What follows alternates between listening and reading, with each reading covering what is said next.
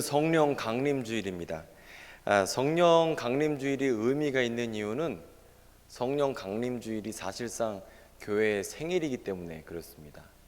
그러니까 성령께서 임하시고 교회는 성립이 되어요.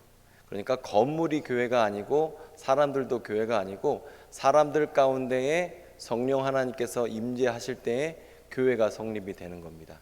그래서 생일날이죠. 제가 그 성령 강림주일 설교를 준비하다가 그런 생각을 해봤습니다. 성령 강림주일을 지킬 것인가 아니면 성령 강림 기념주일을 지킬 것인가 이런 생각을 해봤어요. 성령 강림주일이면 뭐죠? 성령 하나님이 만나주시는 날이죠. 성령 강림 기념주일이면 어떻게 되는 거죠? 옛날에 받았는데 다시 그날을 추억하면서 기념하는 게 기념주일이겠죠. 그래서 기념주의라면 안 되겠다. 그렇죠? 오늘 성령 받아야 됩니다. 아멘. 은혜 받으셔야 됩니다. 아멘. 우리가 오늘 능력 받아야 되는 날입니다. 그런 의미에서 제가 설교를 굉장히 짧게 하려고 그러고 있습니다. 우리 찬양팀이 굉장히 기뻐하시더라고요. 아까 설교 짧게 한다 그러니까. 그래서 그 기쁨은 성령님으로부터 나온 기쁨은 아니다라고 제가 정의를 드렸어요. 설교 짧아서 있는 기쁨은 절대 성령님으로부터 온 건 아니다. 근데 그 대신에 설교는 짧게 하는 대신에 우리가 직접 하나님 앞에 부르짖어야 되지 않을까 이런 생각을 해봤어요. 우리가 만약에 레스토랑에 갔어요. 아주 유명한 비싼 음식점에 갔습니다. 그런데 음식을 어떻게 할지 셰프가 나와서 설명을 해주는 거예요. 제가 고기를 이렇게 굽고 이 고기는 어떤 고기고 하면서 설명을 1시간쯤 했어요. 그리고 냄새만 맡다가 먹지 못하고 돌아왔다고 생각해 보십시오. 그러면 어떻겠어요? 마음이 어려워지죠. 지금 뭐 하는 거냐? 마찬가지로 성령 주일날, 성령 강림 주일날 성령님은 이런 분입니다. 이 성령님은 이런 능력이 있습니다. 이런 권세가 있습니다. 이렇게 학문적으로 풀자는 게 아니에요. 만나보자는 거죠. 음식이 있으면 먹어보자는 거죠. 경험을 해보자는 거죠. 체험을 해보자는 거죠. 능력을 받아보자는 거죠. 아멘? 이렇게 하자는 거예요. 자, 이 성령을 받아야지 우리가 성령 강림주일이 되는 거지 성령 강림 기념주일로 지킬 수는 없습니다. 자, 여러분이 만약에 물건을 사시잖아요. 제품을 사시잖아요. 그러면 여러분은 어떤 분이십니까? 포장부터 뜯는 분이에요? 아니면 매뉴얼부터 찾는 분이에요? 어떻게 전자제품을 샀어요. 압력밥솥을 사면 압력밥솥을 열어보길 먼저 하세요? 아니면 매뉴얼을 찾고 매뉴얼을 한번 읽어보세요? 매뉴얼을 안 읽으시죠 보통. 제품만 뜯잖아요.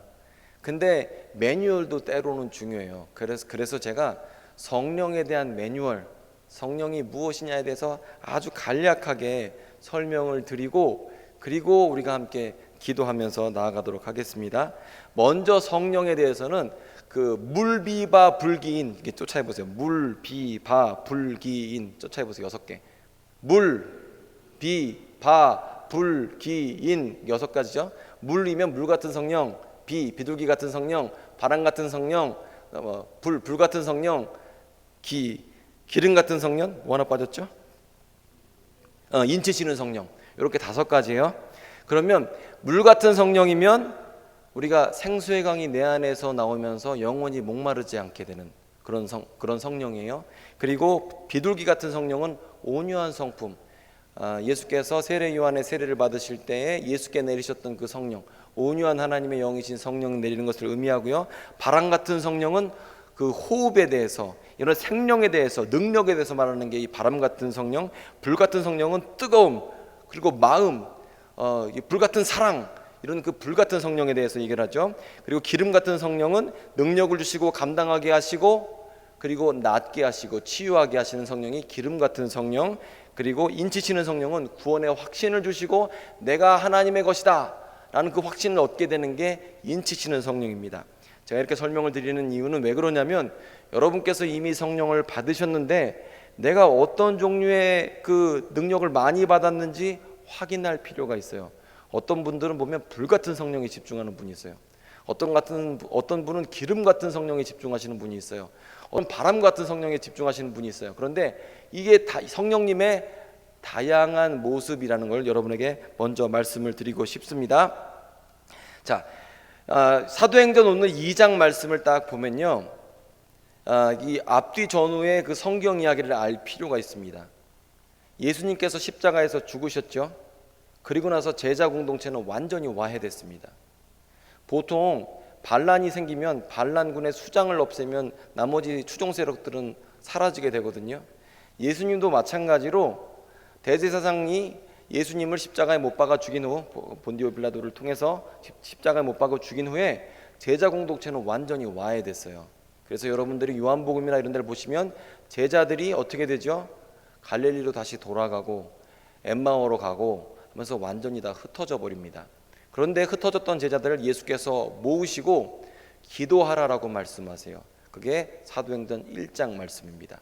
그래서 마가 요한의 다락방에서 120명의 사도들이 모여서 120명의 제자들이 모여서 기도를 하기 시작했습니다. 그리고 기도하는 가운데에서 며칠이 시간이 지났는지는 잘 몰라요. 오랫동안 기도했던 것 같아요. 적어도 2, 3주 이상을 했던 것 같아요. 그렇게 기도를 하고 오순절이 됐을 때, 뭐 수장절, 칠칠절, 초막절, 뭐 여러 가지 이름이 있습니다. 오순절이 됐을 때 그때 성령이 임하기 시작했어요. 그리고 성령이 임하면서 제자들이 변하기 시작했습니다. 능력을 받은 거예요. 그리고 그 능력 안에서 치유와 회복과 만족과 감사와 기쁨과 이런 것들이 다 회복되면서 성령 안에 있는 그 부요함과 성령 안에 있는 그 지혜와 그 능력이 다 제자들 안에 임하게 되는 겁니다. 그리고 그 임하게 되자 제자들은 더 이상 사람들을 두려워하지 않게 됐습니다. 왜냐하면 그 성령 안에 있는 그 놀라운 하나님의 능력 때문에 제자들은 담대하게 나가서 예수님을 전하게 되었어요. 그게 오늘 읽은 사도행전 2장 말씀이에요. 정리를 하면 제자들은 완전히 무너졌었는데 성령 하나님을 통해서 기도하는 가운데에서 능력을 받고 겁쟁이에서 용사로, 장군으로 변하게 되었다는 거예요. 그 사건 하나가 성령의 임하심이었습니다. 우리는요, 어떻게 성령을 받게 되냐면 먼저 예수님을 나의 하나님으로 고백하면 우리는 예수님 것이 됩니다. 인치시는 성령님을 맛봐요. 그래서 하나님께서 너는 내 거야 라고 하는 것을 우리가 확신하게 돼요. 내가 막 하나님의 인치심에서 벗어나려고 딴짓도 해보고 나쁜 짓도 해보고 교회도 안 나가보고 기도도 안 해보고 했는데 결국 내가 하나님의 것이구나 라는 확신을 얻게 돼요. 언제요? 내가 예수님을 나의 하나님으로 고백하는 순간 십자가의 사건이 내 사건으로, 내가 십자가에서 나의 죄를 위해서 십자가에서 예수께서 죽으신 것이 예수께서 나의 죄를 위하여서 죽으신 것이다 라는 그 믿음을 갖게 되면 우리의 육신과 죄는 죽었지만 우리는 영이 살게 되는 거죠. 그리고 예수께서 부활하신 것을 통해서 우리가 결국 부활하게 될 것, 부활의 소망을 얻게 되는 거예요. 예수님처럼 우리가 영원한 몸을 얻게 될 것을 믿게 되는 거죠. 확신하게 되는 거죠. 이렇게 되면 죽음과 세상이 우리를 이기지 못하게 됩니다. 우리 안에 놀라운 하나님의 승리가 임하게 됩니다. 하나님의 영이 함께 하시게 돼요. 즉 뭐냐면요, 우리가 예수님을 나의 하나님으로 고백하는 순간 이 사건이 한 번에 일어나요. 나의 하나님으로 고백하는 순간 내가 십자가에서 예수님과 함께 못 박혔구나, 예수께서 죽음에서 부활하신 것이 나의 부활이구나 라는 것을 믿고 내 안에서 부활 생명이 있음을 믿고 또 부활 소망이 있음을 믿기 때문에 좌절할 수 없게 되는 거예요. 이게 바로 내가 예수님을 주로 고백하는 거죠.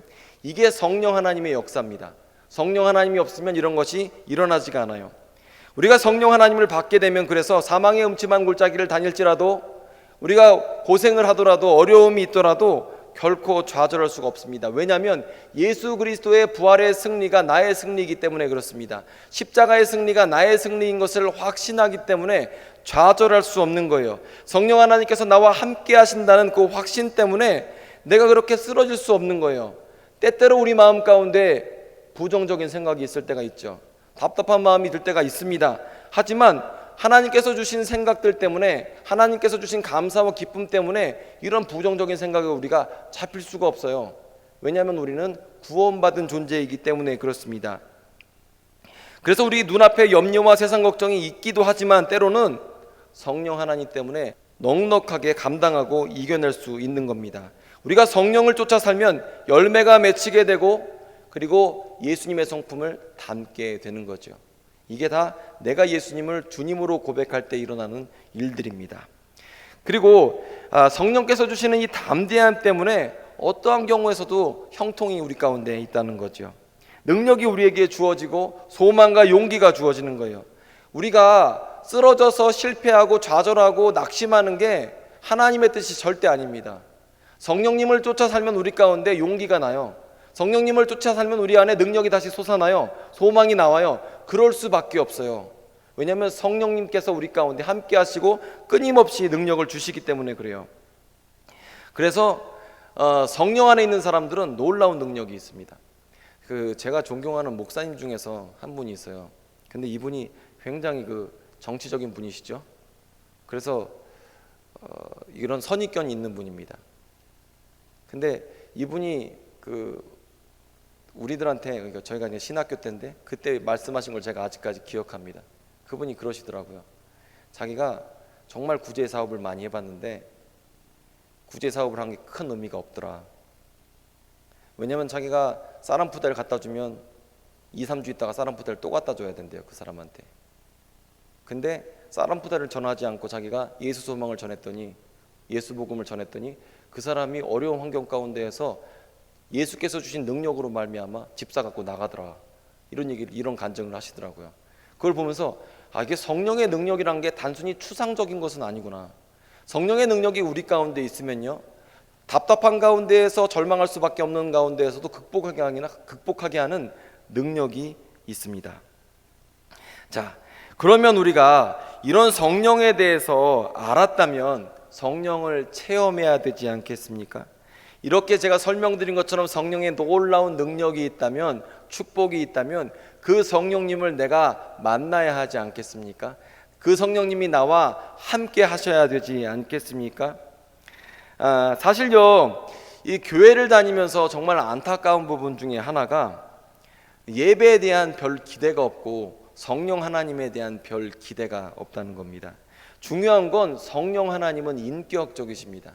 내가 성령 하나님에 대해서 기대하고 성령 하나님에 대해서 구하면 사모하는 자의 영혼을 만족시키시는 성령 하나님께서 우리 가운데 역사하세요.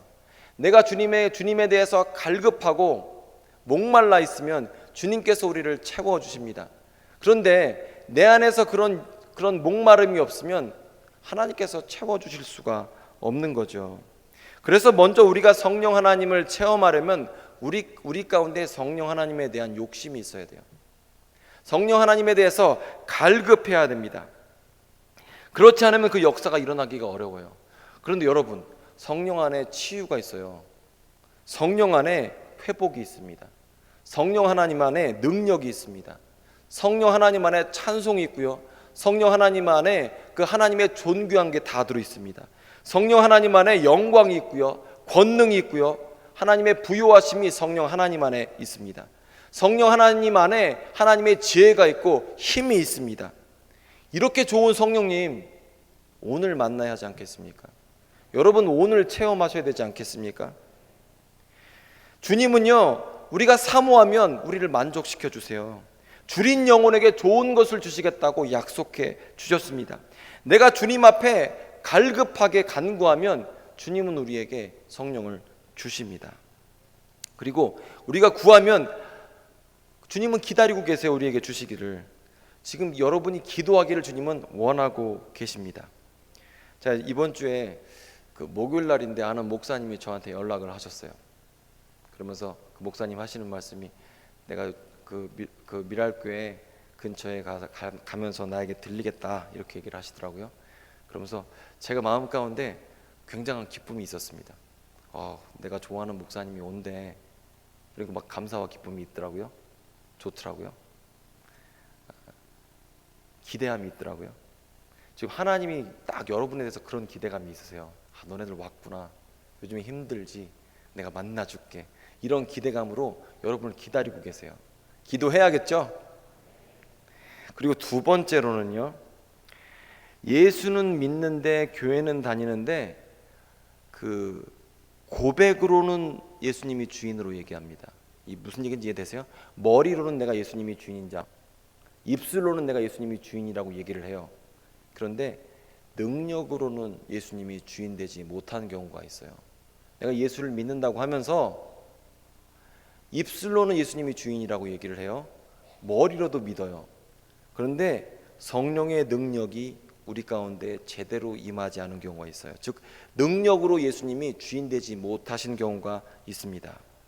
내가 납득도 되고 이해도 되고 논리적으로 설명도 되는데 하나님의 능력은 잘 모르겠어. 성령의 능력은 잘 모르겠어. 이런 경우가 있습니다. 이번 주에 제가 성경을 묵상하다가 로마서 1장을 제가 봤거든요. 제가 로마서 1장을 되게 좋아합니다. 예수 그리스도의 종 바울은 사도로 부르심을 받아 복음을 위하여 택정함을 입었으니 이 복음은 선지자들을 통하여 그의 아들에 관하여 성경에 미리 약속하신 것이라. 그의 아들에 관하여 말하면 육신으로는 다윗의 혈통에서 나셨고 성결의 영으로는 죽은 자들 가운데에서 능력으로 하나님의 아들로 선포되셨다. 여기서 제가 이 능력이라는 말에 확 들어왔습니다. 예수님은 어떻게 하나님의 아들로 선포되셨어요? 능력으로 하나님의 아들로 선포되셨어요. 그냥 논리로 선포된 게 아닙니다. 역사적으로 선포된 것이 아닙니다. 예수님은 어떻게 하나님의 아들로 우리 인생 가운데 선포되셨습니까? 능력으로 선포되셨어요. 여러분이 어떻게 예수 믿게 되었습니까? 능력 때문에, 예수 그리스도의 능력 때문에 여러분이 하나님의 아들로 받아들이고 그리스도인이 되신 거예요. 주님은 능력으로 우리 가운데에 하나님의 아들로 선포되신 분입니다. 우리가 기도할 때 이런 능력을 받기 위해서 기도하는 거예요. 기도하면서 내 생각 정리하려고 기도하는 것이 절대 아닙니다. 우리가 기도하는 이유는 예수께서 우리 가운데 능력으로 임재하시기를 간구하면서 기도하는 거예요. 왜냐하면 나의 복잡한 상황 가운데에, 나의 기도 제목 가운데에, 내가 어찌할 수 없는 장애물 같은 삶의 문제 가운데 예수께서 능력으로 임재하시면 해결이 되기 때문에 그래요. 그래서 우리는 예수께서 능력으로 하나님의 아들이 되실 것을 선포하고 기도해야 돼요. 예수님을 만나야 한다는 거죠. 걱정 많고 고민 많고 괴롭고 무엇을 해도 만족이 없는 내 삶 가운데 능력으로, 권세로 주님께서 임재하시면 싹 정리가 돼요. 개들도 보면요, 조그만 개들 막 지네끼리 싸우다가 큰 개 한 마리 나타나면 서열 정리 한 번에 싹 됩니다. 마찬가지로 예수께서 능력으로 우리 가운데 딱 임재하시면 내 삶이 싹 정리가 되는 거예요. 예수님은 능력으로 우리의 삶 가운데 임재하시는 분이십니다. 자, 우리의 삶 가운데에서 여러 가지 문제들이 참 많아요. 그런데 그 가운데 오직 하나, 예수의 능력이 있으면 다 해결이 되는 겁니다. 내가 방황할 때에도 예수께서 우리 가운데 임재하시고 그 능력을 펼쳐주시면 다 해결이 되는 겁니다. 오늘 기도하실 때 이런 성령 하나님을 체험하시기를 바랍니다. 마지막입니다. 마지막이에요. 우리가 간과하는 게 하나가 있는데 뭐냐면 예수를 믿는 것이 개인적 신앙으로 착각하는 경우가 있습니다. 이게 되게 중요해요. 교회의 신앙과 개인의 신앙이 있을 때 여러분들은 어떤 걸 선택하세요? 개인의 신앙을 선택하실 거 아닙니까? 아유, 교회가 마음에 안 들어. 그럼 옆집 교회 가고, 내가 이 교회가 이게 마음에 안 들어. 그럼 다른 교회 가고, 그러면서 내가 나 나름대로 신앙을 지킬 수 있다고 믿어요. 인터넷으로 예배드리거나 아니면 나는 공동체에 속하지 않고 나만 내 신앙을 지킬 수 있다고 믿는 경우가 많이 있습니다. 그리고 신앙의 연륜이 더해가면 더해갈수록 내가 예수님을 깊이 만나는 것만 중요하지 교회 안에서의 신앙을 간과할 때가 참 많이 있습니다. 그런데 여러분, 오늘 본문을 잘 보시면 성령 하나님은 절대 개인에게 내리시지 않습니다. 성령 하나님은 공동체 가운데 내리셨어요. 120문도가 함께 기도할 때 그 가운데 불같은 성령이 임재하셨고 그 가운데 예수께서 하나님의 아들 되심을 각 언어로 선포했지 개인에게 성령은 내리시지 않아요. 공동체 가운데 성령 하나님께서 임재하시는 거예요. 그런데 우리가 착각해요. 내가 내 신앙만 지킬 수 있을 거라고 믿는 거죠. 물론 우리가 공동체에 대한 상처가 있죠. 교회 안에서 다른 사람들이 이상한 말을 해서 내가 상처를 받기도 해요. 내가 원하지 않게 누군가의 말을 전해서 누군가의 상처를 주기도 해요. 그리고 공동체에 대한 이런 환상과 이상이 무너지게 되고 교회 자체를 하나님의 어떤 그 식구들이 모여 있는 가족 공동체라 하기, 그냥 함께 앉아서 예배드리고 흩어지는 그런 종류의 모임으로 생각할 때가 참 많아요. 하지만 여러분, 사도행전 이 2장 당시에도 교회는 굉장히 불완전했습니다. 베드로는 예수님을 배신했고요, 도마는 의심했고요, 제자들은 다 배신하고 도망갔던 사람들입니다.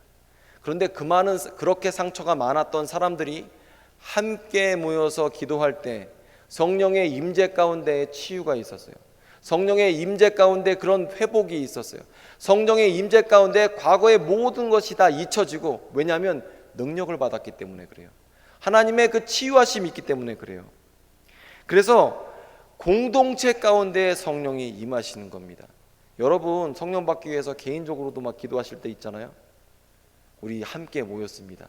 이 시간 얼마나 하나님께서 더 우리에게 성령을 부으시겠습니까? 자, 이 시간 함께 기도할 겁니다.